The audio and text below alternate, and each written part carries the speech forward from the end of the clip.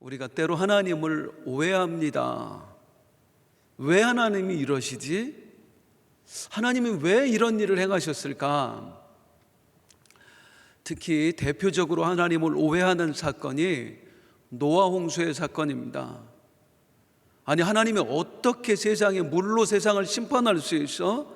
다 자기가 만든 세상을 쓸어버릴 수가 있어, 죽여버리실 수가 있어? 우리 하나님, 그 사랑 많으신 분을 우리가 잔인하신 하나님, 무자비한 하나님, 그런 하나님, 폭력적인 하나님이라고 오해해요. 그 오해하게 만드는 몇 가지의 성경의 사건이 있는 거예요. 그 실체를 보도록 하겠습니다. 하나님이 정말로 무자비하셔서 우리에게 홍수를, 심판을 이 땅에 내리셨을까요? 아니에요. 분명히 홍수로 심판하셔야 할 만한 이유가 있었습니다. 오늘 이 아침에는 홍수 심판의 원인을 한번 찾아볼 거예요. 하나님께서는 왜 물로 세상을 심판하셔야 했을까요? 우리 예수님께서 직접 그 이유를 말씀해 주십니다. 누가복음 17장에 보면 이렇게 말씀합니다. 시작. 노아가 방주에 들어가던 날까지 사람들이 먹고 마시고 장가들고 시집가더니 홍수가 나서 그들을 다 멸망시키셨습니다. 예수님이 직접 해주신 말씀이에요. 하나님께서 왜 홍수 심판을 내리셨다고요? 사람들이 먹고 마시고 장가들고 시집간 것 때문이래요. 여러분 때문이에요. 여러분이 결혼해서 그런 거예요. 저 결혼 앞둔 분들 다 취소하세요. 큰일 납니다. 하나님 또 심판하실지도 몰라요. 결혼이 무슨 죄가 되겠습니까? 당연한 거 아닙니까? 결혼이라는 제도 누가 만드셨어요? 하나님이 만드셨어요. 그래놓고 결혼한다고 심판한다는 게 말이 돼요? 아니에요. 이유가 있겠지요. 오늘 본문이 그 이유를 아주 구체적으로 알려주고 있습니다. 그냥 단순한 결혼이 아니었습니다. 성경은 이렇게 말합니다. 창세기 6장 1절 2절입니다. 같이 읽겠습니다. 시작. 사람이 땅 위에 번성하기 시작할 때에 그들에게서 딸들이 나니 하나님의 아들들이 이 사람의 딸들의 아름다움을 보고 자기들이 좋아하는 모든 여자를 아내로 삼는지라. 하나님께서 홍수로 세상을 심판하신 이유는 사람들이 결혼하는 것 때문이었습니다. 그런데 그냥 평범한 결혼 때문이 아니었습니다. 하나님의 아들들과 사람의 딸들이 결혼하는 것을 보고 하나님이 마음 아파하셨습니다. 한숨을 내셨습니다. 그래서 홍수 심판을 내린 겁니다. 그럼 여기서 이제 하나님의 아들들은 누구고 사람의 딸들은 누구냐, 그걸 알아봐야 될 거 아니겠어요? 하나님의 아들들이 누구일까요? 여기에 대해서 이렇게 많은 사람들이 이야기를 합니다. 천사들이라고. 천사들이 인간과 결혼했기 때문에 그래서 문제가 된 거라고 그렇게 이야기를 합니다. 그리고 그 속에서 용사들, 고대 헤라클레스 같은 사람이 나왔다, 그렇게 말하는 사람들이 있어요. 정말로 그럴까요? 여기서 말하는 하나님의 아들들이 천사들이에요. 예수님의 말씀을 또 한번 들어보도록 하겠습니다. 마태복음 22장입니다. 시작. 부활 때에는 장가도 아니 가고 시집도 아니 가고 하늘에 있는 천사들과 같으니라. 부활 때에는 장가도 안 가고 시집도 안 간다. 마치 누구처럼? 하늘에 있는 천사들처럼. 그러니까 천사들이 장가 간다는 얘기예요? 안 간다는 얘기예요? 천사들은 애초에 장가도 안 가고 시집도 안 간다. 왜? 영이니까. 그 천사들이 와서 사람의 딸들과 결혼했다, 말이 안 되는 얘기입니다. 그러면 이 하나님의 아들들은 과연 누굴까요? 사람의 딸들은 과연 누굴까요? 제가 지금부터 얘기 하나 드릴 테니까 아멘을 한번 해보세요. 사랑하는 여러분, 여자들은 남자들의 말에 무조건 복종해야 됩니다. 아멘 왜 안 하세요? 무조건 아멘 하면 안 돼요. 원래 제가 말하려고 했던 이야기는 이것입니다. 여러분, 옛날 사람들은 이렇게 생각했습니다. 여자는 남자의 말에 무조건 복종해야 된다. 하지만 그건 틀린 말입니다. 중간에 있는 것만 딱 떼서 얘기하면 여자는 남자에게 무조건 복종해야 된다가 결론이 나요. 그런데 앞뒤에 있는 말을 함께 들으면 그건 틀린 말이다, 이런 결론이 나요. 같은 얘기인데 전체를 다 보는 거하고 중간에 있는 것만 딱 끄집어내는 거하고 전혀 다른 결론이 나온다고요. 다른 이야기가 된다고요. 성경을 볼 때도 마찬가지입니다. 성경을 해석할 때는 딱 그 단어 하나, 그래서 원어가 어떻고 이거 생각보다 위험해요. 앞뒤 문맥을 다 봐야 돼요. 그 단어 하나 딱 가지고, 그리고 그 문장 하나 가지고 설명하는 거 생각보다 위험합니다. 성경을 바로 이해하고 해석하려면 앞뒤 문맥을 다 살펴야 됩니다. 오늘 이것도 마찬가지입니다. 하나님의 딸들과 사람의 딸들이 누구인가를 알기 위해서는 이 창세기 6장 앞과 뒤를 살펴봐야 돼요. 흐름을 봐야 된다고요. 그럼 이 앞뒤에 어떤 얘기가 나와요? 앞에만 볼게요. 어제 말씀을 들었잖아요. 어제 말씀 어떤 이야기였어요? 족보 이야기였습니다. 창세기 4장에 가인의 족보 이야기가 나오고요. 그리고 창세기 5장에 셋의 족보 이야기가 나와요. 이 땅의 사람들 이야기가 나오고 그 다음에 하늘의 사람들 이야기가 나와요. 하나님을 거부한 사람들 이야기가 나오고 하나님을 믿고 따르는 사람들의 이야기가 나와요. 이 두 족보를 무려 2장에 걸쳐서 비교를 합니다. 그 다음 바로 나오는 이야기가 어떤 이야기예요? 하나님의 아들들과 사람의 딸들이 결혼했더라. 이것 때문에 하나님이 마음 아팠더라. 그렇게 얘기하고 있어요. 그러니 이 문맥상으로 보면 하나님의 아들들은 누구를 말하겠어요? 하늘 보고 산 사람들, 셋의 후손들을 말합니다. 사람의 딸들은 누구를 말하겠어요? 가인의 후손들을 말합니다. 아니, 문맥만 가지고 그렇게 말하는 게 합당합니까? 하실까봐. 성경에는 곳곳에 그 증거가 있습니다. 이 족보 이야기를 쭉 보다 보면 신기한 게 하나 나와요. 창세기 4장에 가인의 족보가 나와요. 이 세상에 문명을 창시한 사람들 이야기가 나옵니다. 목축업의 조상, 음악의 조상, 그리고 각종 기구 만든 사람들의 조상, 그 이름들까지 나와요. 그러다가 뜬금없는 이름이 하나 등장합니다. 창세기 4장 22절입니다. 이 이름이 왜 나왔을까 싶어요. 시작. 실라는 두발가인을 낳았으니 그는 구리와 쇠로 여러 가지 기구를 만드는 자요, 두발가인의 누이는 나아마였다. 갑자기 두발가인의 누이 이야기가 나옵니다. 나아마래요. 이 사람이 만약에 뭘 만들었거나 뭘 창시했거나 그러면 말이 되는데 아무 설명 없어요. 요게 딱 요 구절만 나와요. 두발가인의 누이는 나아마였더라. 아니, 우리가 두발가인의 누이 이름을 뭐하러 알아야 돼요? 뭐가 중요해서? 중요하니까 나왔겠지요. 성경에 기록이 되어 있을 땐 이유가 있을 거 아니에요? 맞습니다. 이유가 있어서 나왔습니다. 이 나아마의 이름의 뜻이 뭐냐면 아름다움입니다. 그러니까 이 문장을 그대로 보면 두발가인의 누이의 이름은 나아마였더라, 그렇게 되기도 하고요, 두발가인의 누이는 아름다웠더라, 그렇게 되기도 해요. 이제 다시 한번 다른 구절을 보겠습니다. 하나님의 아들들과 사람의 딸들이 결혼했는데 그 이유가 있어요. 창세기 6장 2절 다시 보겠습니다. 시작. 하나님의 아들들이 사람의 딸들의 아름다움을 보고 자기들이 좋아하는 모든 여자를 아내로 삼는지라. 뭘 보고? 하나님의 아들들이 사람의 딸들의 아름다움을 보고. 이게 만약에 나아마 이야기가 안 나왔으면 누가 아름다웠을까 얘기가 나왔을까요? 의문이 생겼을 거예요. 그런데 분명히 성경이 말하고 있습니다. 가인의 후손들, 그 여자들이 아름다웠다. 나아마가 대표적인 여자였던 거예요. 그러니까 셋의 후손의 여자들보다 가인의 후손의 여자들이 훨씬 더 이뻤던 거예요. 왜요? DNA 때문일까? 뭐 어차피 아담부터 뭐 같은 뱃속에서 나왔는데 처음엔 비슷했겠지요. 셋의 후손들은 믿음의 사람들입니다. 이 사람들은 이 땅에 소망을 두지 않아요. 언제 여자의 후손이 올까? 하늘만 바라보고 살아요. 그러니까 안 가꾸어. 자기를 돌보지 않아요. 하늘나라 갈 생각만 해.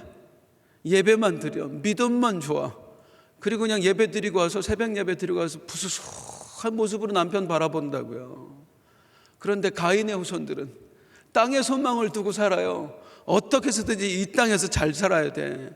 돈이 중요하고요, 외모가 중요해요. 가꾼단 말이죠. 머리도 미장원 가서 돈 많이 주고 해요. 화장도 하고 다녀요. 세세 후손들이 보니까 우리 집안 사람들은 맨날 부수수한데 저 여자들은 이쁘게 하고 다닌단 말이에요. 옷도 훨씬 더 예쁜 옷만 입고 다닌단 말이에요. 눈에 들어오는 겁니다. 눈에 확 들어오는 거예요. 그래서 세세 후손들이 가인의 후손들과 결혼하기 시작했습니다. 자, 그렇다고 쳐요. 이게 뭐가 문제가 되냐고.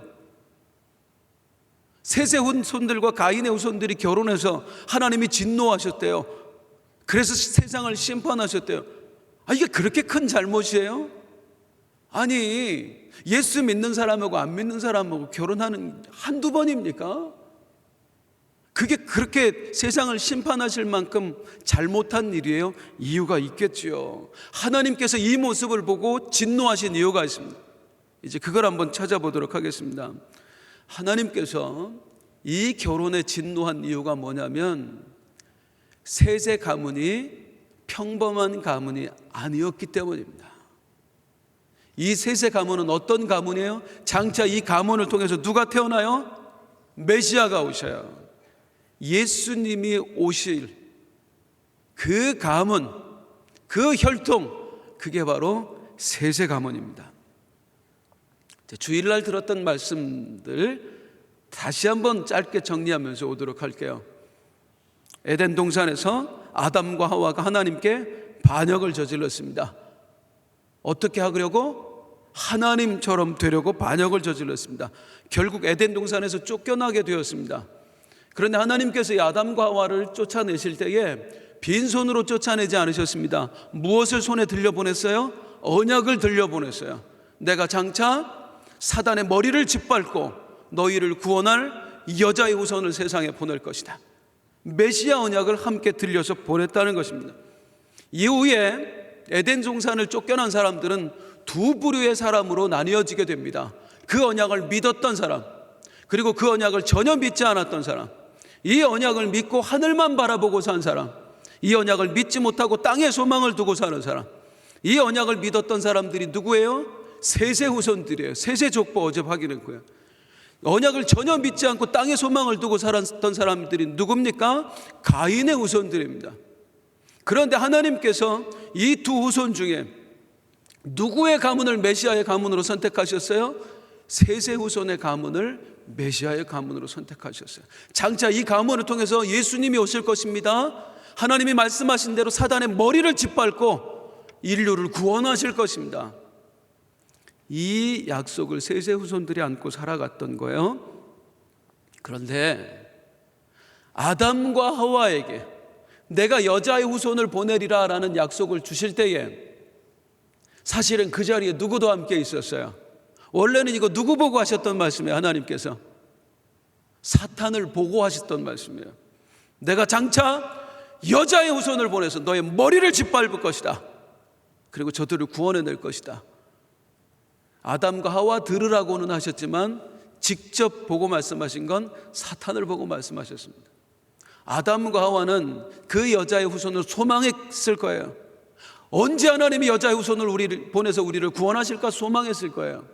하지만 사탄의 입장에서는 전혀 다르죠. 반대입니다. 어떡하지? 큰일 났네. 여자의 후손이 태어나면 어떡하지? 그러면 내 머리가 짓밟히잖아요. 사탄의 이때부터 사탄은 어떻게 하겠어요?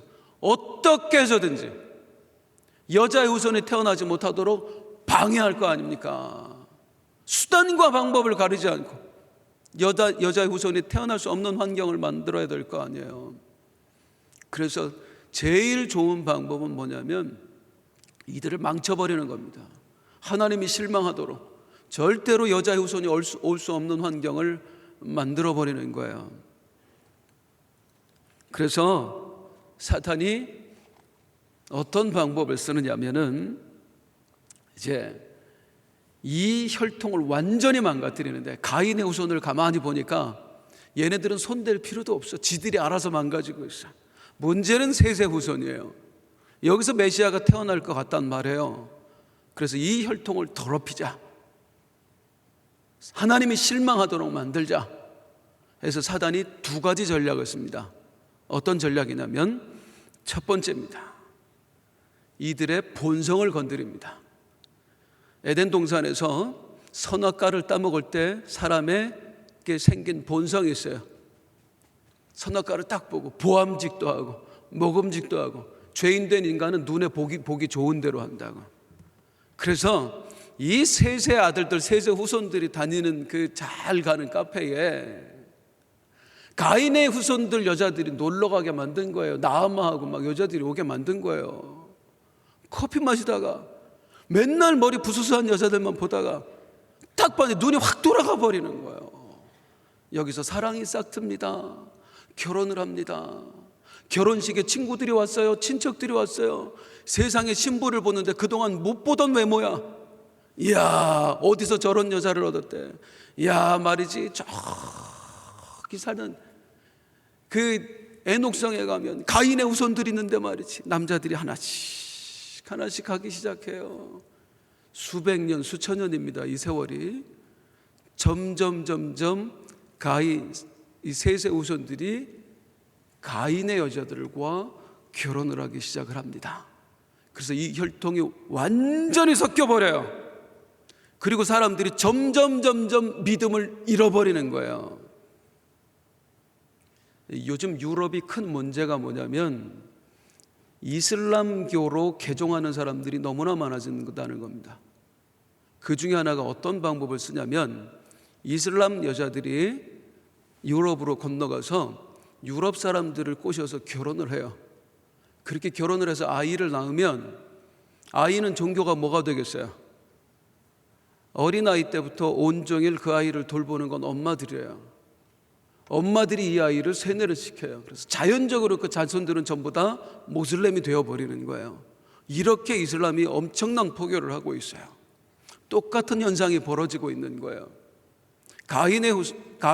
셋의 아들들과 가인의 여자들 후손들이 결혼을 하면, 자식들이 나면 전부 다 누구 뜻을 따르게 돼요? 아빠는 하루 종일 나가서 농사하고 사냥한단 말이에요. 엄마들에게 세뇌당하는 거예요. 믿음을 버리기 시작합니다. 급기야 세상이 어떻게 됐는지 보실까요? 베드로전서 3장 20절입니다. 이때 시작.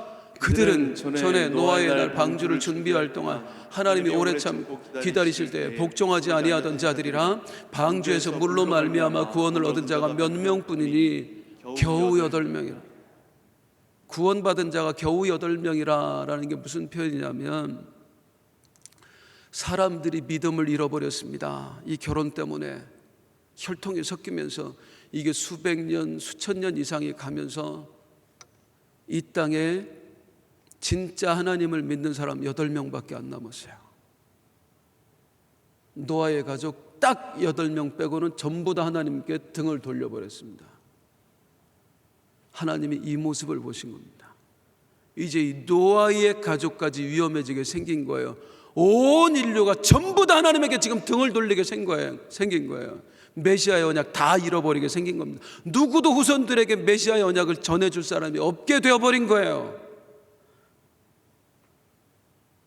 이게 사단의 전략이었습니다.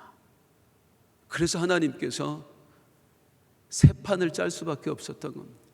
하나님을 오해하셔는 안 되는 거예요. 이게 사단의 전략이고, 또 하나의 사단의 전략은 뭐냐? 그건 내일 새벽에 말씀드리도록 하겠습니다. 아무튼 중요한 건, 하나님은 언약을 주셨어요.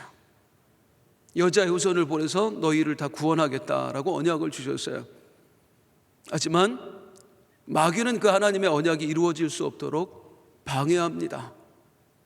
심지어 사람의 아들들의 마음을 홀려버리고 하나님의 아들들의 마음, 세세 후손들의 믿음의 사람들의 마음으로 홀려버려서 이 땅에 하나님을 믿는 사람들이 겨우 8명밖에 남지 않도록 만들어버렸습니다.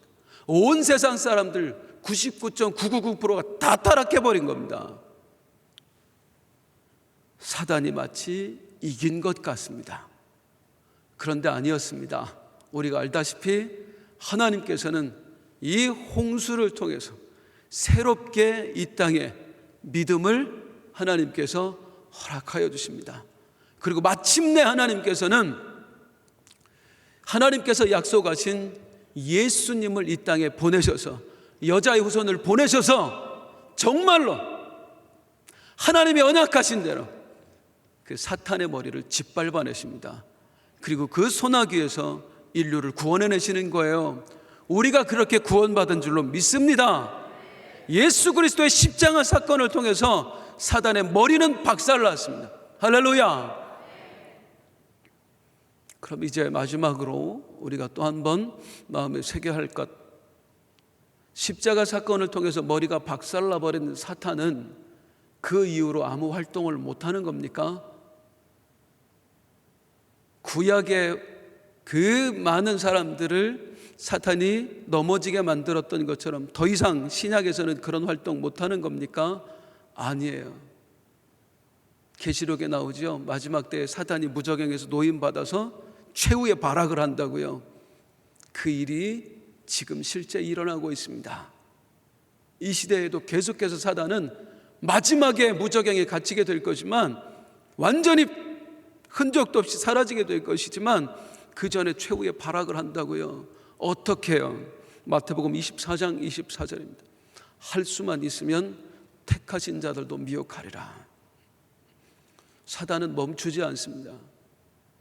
세세 후손들, 메시아의 계보에 들어간 사람들도 망가뜨렸던 사단, 그 이후에 계속해서 멈추지 않았습니다. 하나님이 택하신 믿음의 조상 아브라함에게도 얼마나 이 사탄이 역사해요. 요셉에게 얼마나 역사해요. 다윗을 무너뜨리고 얼마나 역사하느냐고요. 오늘날도 똑같다는 거예요.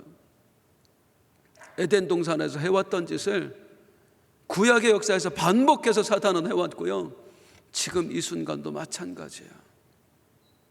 하나님의 사람들을 미혹한다고요. 우는 사자처럼 삼킬 자를 찾고 다닌다고요. 그래서 어떻게 되었습니까? 믿는 사람들이 이단에 넘어가요. 신천지, 하나님의 사람들, 생판 모르는 사람들한테 거의 걔네들 전도하지 않잖아요. 예수 믿는 사람들 빼가는 거예요. 하나님의 자녀가 되었다가 다시 이단에 돌아선 사람들이 수십만이라고, 이 나라에만 수백만이 넘는다고요. 사단이 수백만 명을 다시 홀려갔다고요. 수백만 명뿐이에요.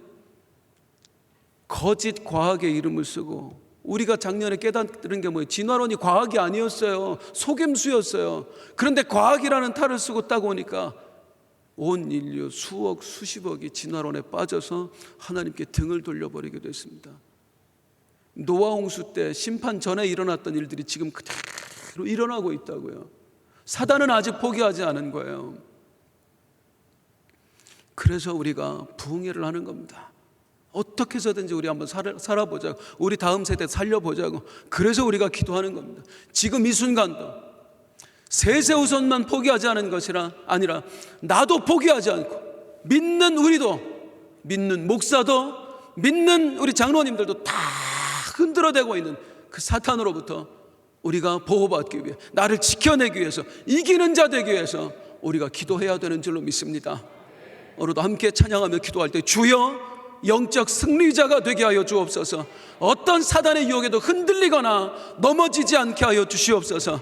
간구하는 이 아침 되시길 주님의 이름으로 축복합니다. 우리 함께 일어나서 찬송하겠습니다. 세상의 유혹 시험이